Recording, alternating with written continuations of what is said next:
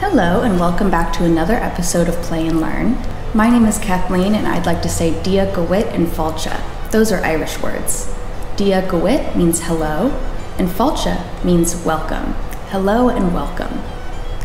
This week we're going to be reading a story called The She. Are you ready? Let's jump into it. The She.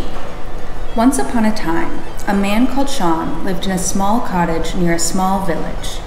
During the long winter nights, the people of the village used to meet and tell stories or sing to pass time. Sean loved the music and the stories, but unlike his family and neighbors, he didn't believe in fairies or leprechauns, or any of the little people. In fact, whenever he heard anyone talk about the She, he would laugh and say how he couldn't understand how anyone could be so foolish as to believe such stories could possibly be true. One warm summer day, Sean was resting by the edge of his field. The air was filled with various sounds. He heard birds chirping and busy bees humming as they collected pollen. Suddenly, he became aware of another sound. It was a gentle tap-tapping, which seemed to be coming from a nearby hedge. Sean moved forward, slowly, to investigate.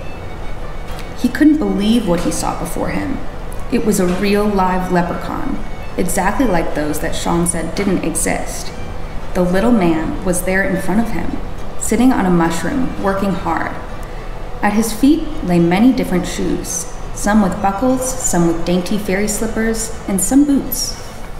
In a flash, Sean reached out and grabbed the little man. "Where is your pot of gold?" he demanded. "Gold?" said the little man crossly. "Gold? Where would I get a pot of gold? I am only a poor shoemaker. All I have is my tools and this piece of leather." "You can't fool me," said Sean. "Give me your gold and I'll set you free." "All right," the little man cried. "My gold is buried safely in a field by the river. Take me there and I'll show you." From the stories he had heard, Sean knew exactly what he had to do to get the leprechaun to part with his gold. He must not take his eyes off the man for an instant. The leprechaun led him to a bush near the water's edge in the next field.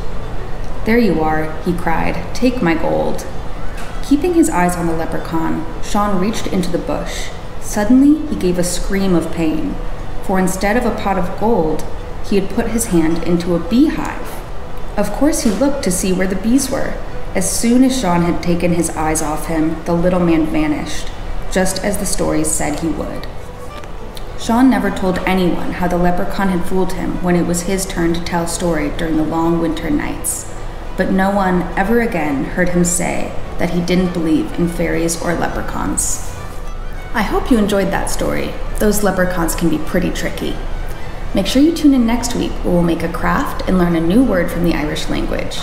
Until next time, it's time for me to say slán. That means goodbye in Irish. Slán! See you next time.